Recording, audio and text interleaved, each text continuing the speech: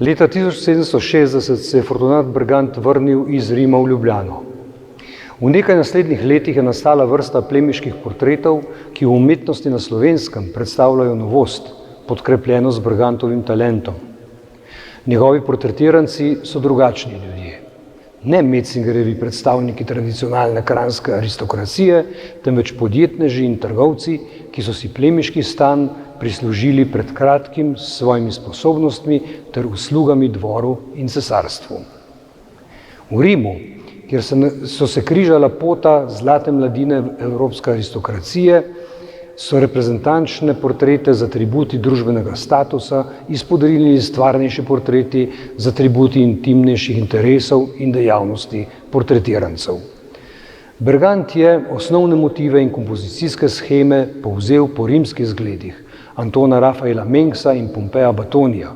V koloritu pa je ostal zvest beneškim vzornikom Giovanniju Battisti Piazettu in Giambattistu Tiepolu. Običajno je svoje upodobljence postavljal v izpraznjen prostor, ki ga bolj slutimo kot vidimo. Modna noša razodeva eleganco, okus in stan, atributi pa diskretno poudarjajo portretirančeve osebnostne lastnosti, interese in zaposlitve. V portretu Jožefa Antona barona Kodelija je Brgant presegal v svetu zbrane predloge in stopil daleč preko meja lokalnih in svojih lastnih dosežkov v portretni umetnosti.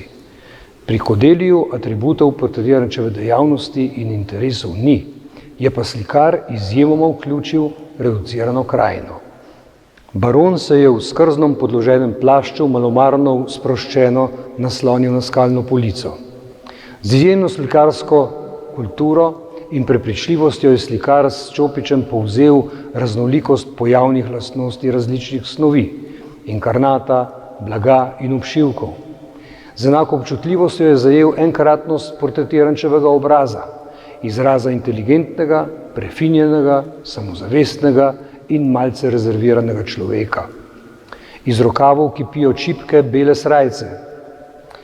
Levico je zataknil rever podoblečenega z zlatimi ornamenti obšitega telovnika, do izginjajoče dlani pa pada bela čipka, pripeta na črno ovratnico.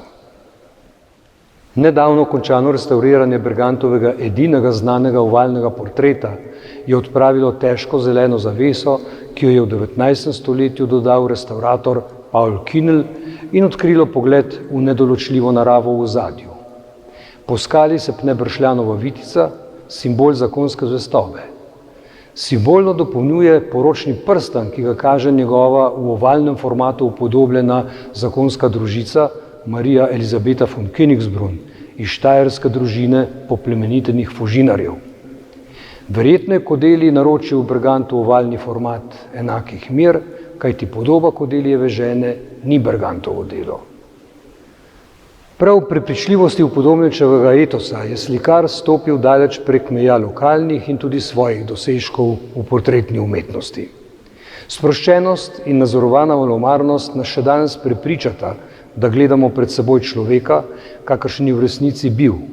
Človeka, ki se ni posebej počesal, niti sveže obril, ni se v pražne oblekel in ni se obremenjeval z razkazovanjem svojega statusa. Vse to na prvi pogled drži, le da moramo v tej drži prav tako videti družbeni privilegij človeka, ki se tako vede ne samo zato, ker takšen je, temveč, ker si to lahko tudi privošči. Do leta 1762, ko je portret nastal, je Jožef Anton že imel 11 od 13 otrok. Suvereno je vodil posest, ki je do njegove smrti 1796 rasla. Družinsko bogastvo ni izviralo samo iz posesti, ampak tudi iz trgovine in fužinarstva. Pred seboj imamo predstavnika prvih zametkov kapitalizma na Kranjskem.